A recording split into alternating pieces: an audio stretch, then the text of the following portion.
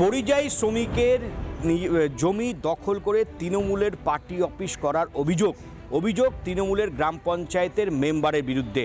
এই ঘটনায় পরিযায়ী শ্রমিক কালিয়াচক থানায় লিখিত অভিযোগ করলে পুলিশ ইতিমধ্যেই তদন্ত শুরু করেছে। কালিয়াচক 1 নম্বর গ্রাম পঞ্চায়েতের তৃণমূলের যে মেম্বার হুমায়ুন পরিযায়ী শ্রমিকের জমিকে দখল করে তৃণমূলের পার্টি অফিস করার অভিযোগ। আমি গত 22 ফেব্রুয়ারি 2013 সালে ওটা আমার নিজস্ব সম্পত্তি আমি কিনি। আমি একজন মাইগ্রেন্ট লেবার, আমি মহারাষ্ট্র মুম্বাইয়ে কাজ করি। ওরা সুযোগে গত বিধানসভা ভোটের আগে আমার জমিতে অবৈধভাবে ইলিগাল কন্ট্রাকশন করে আমি বলতে গেলে তো আমাকে লাঠি হাসাই মারধর করে।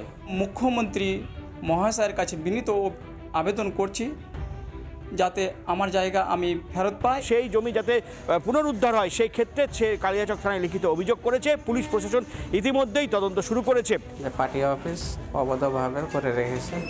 আমরা বললে হুমকি দেয় যে জমিতে আসলেই ঘরের কথা বললেই জান থেকে মেরে দেবো। জায়গা দখল করেছে সামায়ন, হুমায়ুন, করিম, বুল্লু, রুমায়ুন, রানিং মেম্বার আছে টিএমসি।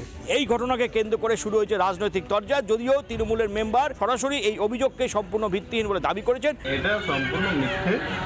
সেটা পার্টি অফিস আছে 2009 সাল থেকে। যে টাইমে আমরা 2009 সালে পার্টি অফিসটা বানিয়েছিলাম, সেই টাইমে তো পুরোটাই ফাঁকা ছিল বলে আমরা ওই একটা জায়গা কেটে নিয়ে বানিয়ে নিয়েছিলাম অফিসটা। কারো দখল করে নয়, তদন্ত করুক, সত্য মিথ্যা বেরিয়ে যাবে। যদিও এই বিষয় নিয়ে বিজেপির দাবি যে অবিলম্বে প্রশাসন এই বিষয়ে তদন্ত করুক। এই যে তৃণমূলের কালচার, সেই তৃণমূলের কালচার আর চলবে না। বিজেপি সরকার গঠন হয়েছে, মানুষ আর ভয়ভীতিতে নেই। তাদের ন্যায্য অধিকার ফিরিয়ে পেতে আমাদের কাছে এসছেন, আমরা তাদের সেই জমি ফিরিয়ে দেব। মালদা থেকে দীপঙ্কর গোস্বামী, রিপাবলিক বাংলা। নানা ধরনের কন্টেন্ট দেখার জন্য লাইক করুন, শেয়ার করুন আমাদের ফেসবুক পেজ, সাবস্ক্রাইব করুন আমাদের ইউটিউব চ্যানেল।